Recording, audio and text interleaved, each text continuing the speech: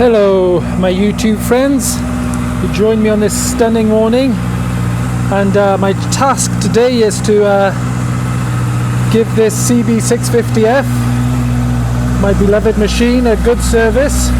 So we're just going to do the oil and air filter, and oil filter of course. So I've done probably about 3,500 miles since the last service, so we're just going to check everything over. So I got the engine running at the moment, and just let it warm up a little bit, and we'll get stuck in.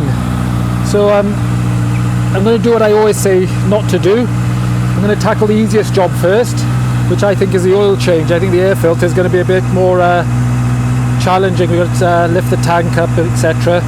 So we'll get stuck into that in a minute. And nice little tip for you guys, that is my favourite thing to have when doing oil change. You know what? Cardboard, something as simple as that. Put it under there, soak up any little bit of mess, you know, saves whatever. You haven't got a fancy workshop, so a little bit of cardboard is such a simple thing. And I use it on all services I do. If I'm working under the car, just a nice bit of cardboard. So join me in a second. I'll get all the tools and bits and bobs ready, and we'll get stuck in. Right then, without further ado, let's get stuck in. I'll just quickly show you what I got. I got a spare washer there for the oil sump plug, oil filter, air filter, and got this oil in a box, very new one for me. So it's just got to figure out how we actually get in there. And on this particular bike, Honda CB650F, I've got a 12mm socket to undo that nut there. So let's see if I can possibly hold on to this camera while I undo that. We'll see how easy it is now. Oh yes, and of course a rag.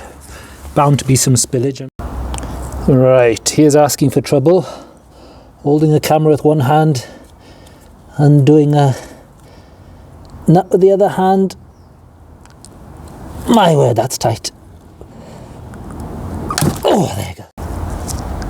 And the momentum of me undoing that nut caused me to switch the camera off. Sorry about that. But that's loose now, so I'll take that off, and we can undo it by hand now. I don't know why I'm challenging myself to do this with holding a camera, but just to please you tubers and actually see it being done. Here goes. So just going to let it out nice and gently. I'm going to control it there so it doesn't go everywhere. So I'm just let me get the camera there so I don't need to go too crazy. So I'm just controlling the flow. It's nice and warm. There we go. I think we can let it go. A few minute drips. Look at that, black gold. I'm gonna swing my other hand over to the rag, and I don't think that will take very long at all to empty.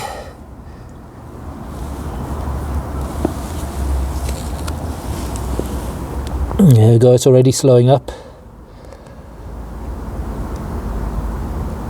Hopefully, there we go. And what I'll also do is undo the cap out on the other side. I don't think there'll be sort of much holding it back siphon wise, but it'll help get rid of any little drips there. So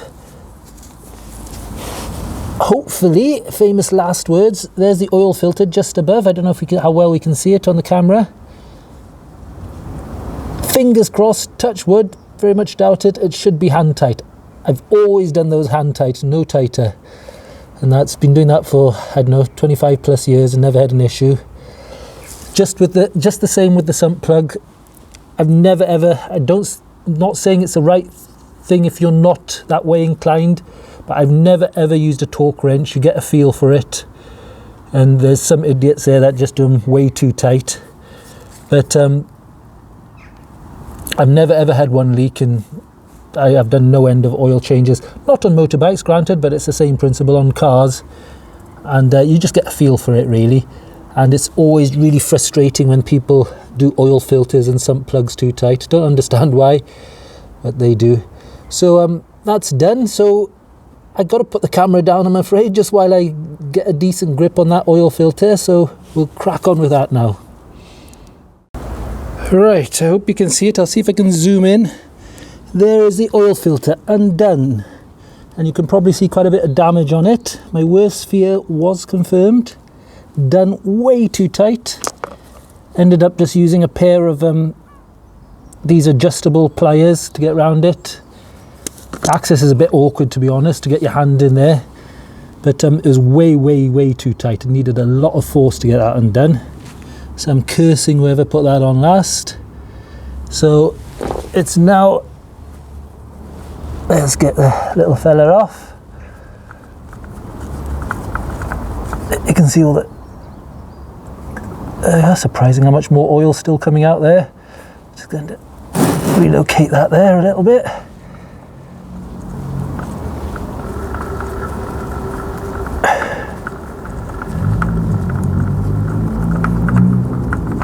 Come on, there's quite a few threads on here. There we go. Oh, quite a lot of oil comes out of there.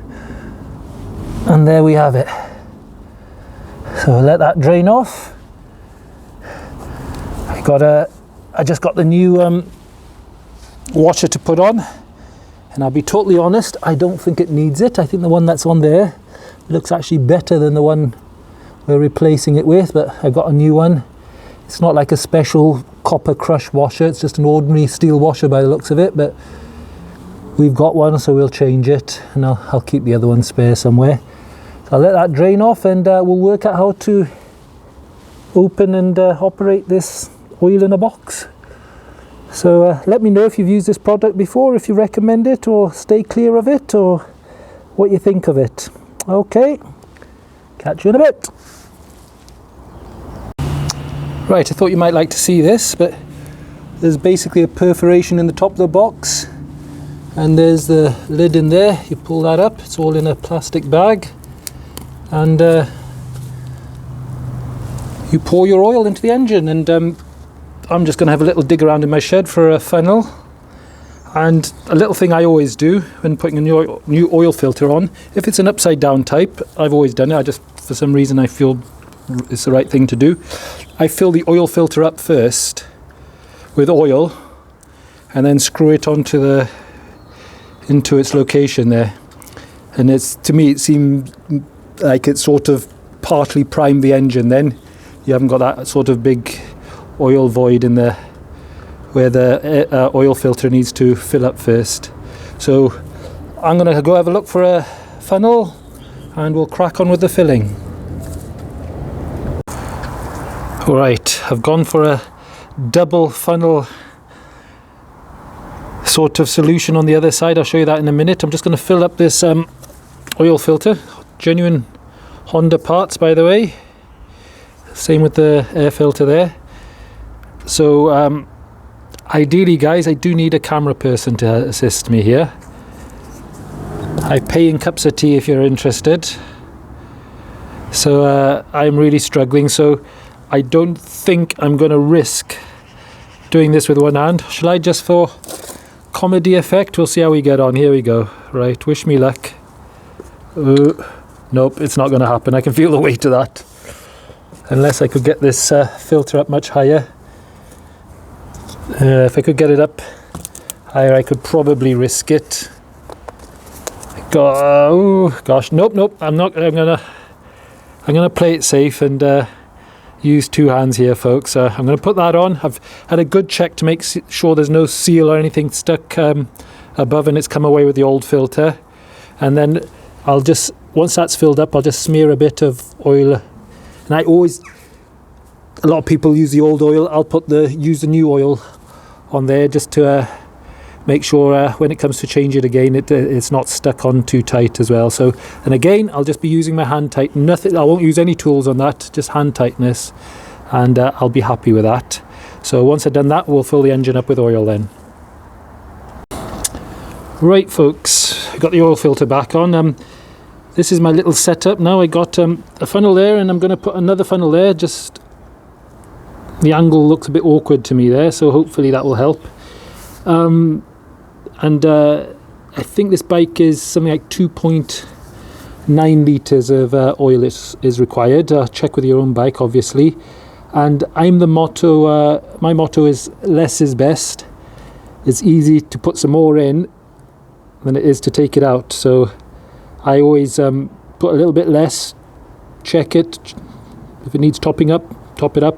And for the first top up, I usually top it right up to the max on the dipstick in this case, because once you start the engine up, it'll go into all the galleys that have all emptied out and everything, and then run it for a little bit and then check it again, and quite often it needs a little top up again then. So we'll do that. So I'm just going to keep an eye on the level. We'll top it up, and again folks, I'm really sorry, but it's not rocket science. I'm obviously just going to put oil in there, but it's a two-hand job, this one is. So here we go. We got our oil ready, and I did say, well, I don't know about putting a new washer on, but I had a close inspection of this old washer. It does look, I don't know how well the camera's focusing on that. That's the one side. It does look a bit sort of, there's a bit of a ridge and it's scorn on the one side, so probably a good idea I got another washer for it. So play it safe for the sake of a few pennies, just stick another washer on, innit? It's nothing at all. So we'll get on with that, and we'll come back for a final checkup then.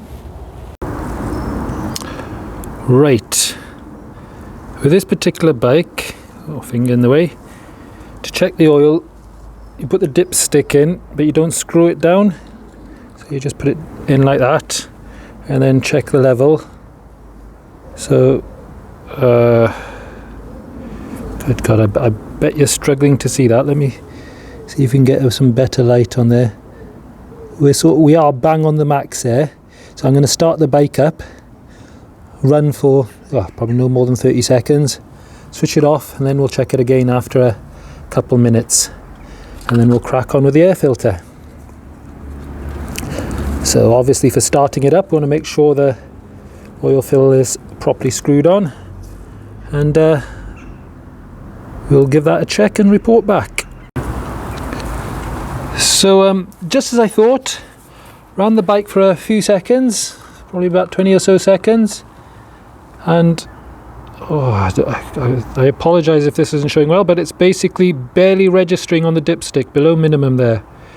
So just pump that oil around the engine, it makes a big difference. So that's why I always top it up to max on the first fill up like that before. Will you focus please? No, it doesn't want to know. So that's my way of doing things. I know everyone's got their own ways, but always fill it up to max on the first fill up, start it up, and then keep checking it then. So we need to top that up, and we'll be good to go then. So I've just started taking the seat off while that's settled down, and we'll see what's involved in getting access to this air filter.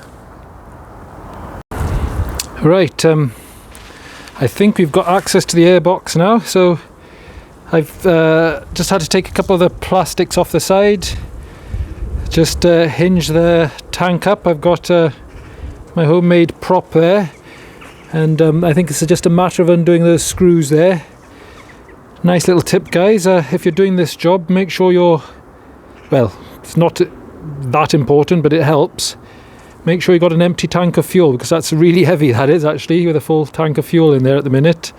So I'm going to have a little spot of lunch, and then I'm going to unscrew these, and hopefully our filter's in there somewhere, I'm assuming. Those who've got half a sense will look at the manual first and then tackle it, but it seems to make sense to me, so we'll have a little bash at that in a minute. Right, we're getting there now. Relatively straightforward and not straightforward. I've whipped all the screws off here and thinking, gone all the way around, and why won't it come off? But down there in where is it? Down there in Wookie Hole, right in the middle, is a big crevice there, and there's another screw down there, so that caught me out a little bit. So we'll whip that off and let's have a look what's underneath. Oh, there we go. So it looks like there's just a couple screws there holding the air filter on. So we'll whip that off, and first glance doesn't look in bad condition, but we'll be able to tell from the other side then. So it's a nice little heads up for the time I come. I'm thinking of later on I'll probably change the spark plugs, so it gives me a little inkling on what to expect. Yeah, so there's that screw right in the middle there, which I missed the first time I was trying to lift it off, but got there in the end. So we'll whip this air filter off and have a little inspection. Right, here's the two filters next to each other.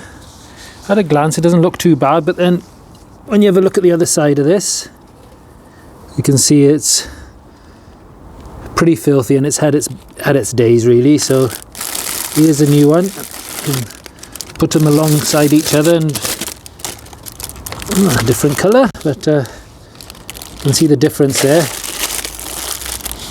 coming from that, and that was the previous one there. So be nice and clean and breathe easier. It's bad but not terrible, you know. It's I'm sure some getting worse, but all good maintenance for the bike. It's important it breathes nicely, nice clean oil, makes the bike last for years. And so just keep on basic maintenance. There's nothing to it really, and definitely a job I think anyone can tackle. Don't know what that gunky stuff is right up there. It's coming from some sort of breather pipe. I don't know if you can see it, so maybe somebody can enlighten me on that. It sort of looks like condensation-y oil stuff. I don't know, it's some sort of breather pipe, so I'll give that a little clean before it goes in. A couple tiny little leaves in there, we'll make sure we get shot of them, and then it will just be a reassemble. Really simple job, folks. Anyone can do it.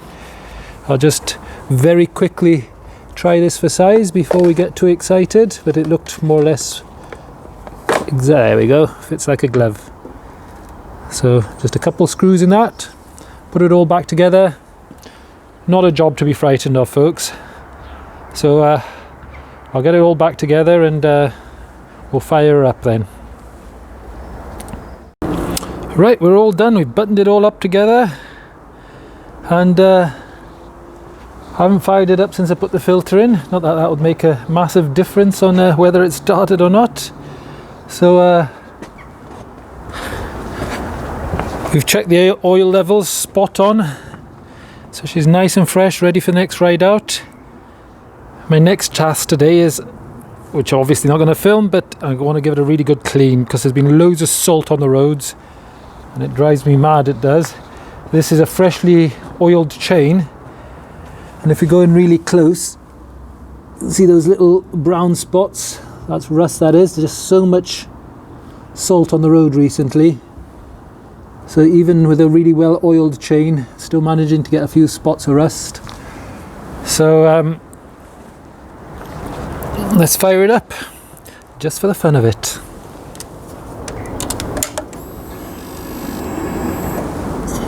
She's in neutral.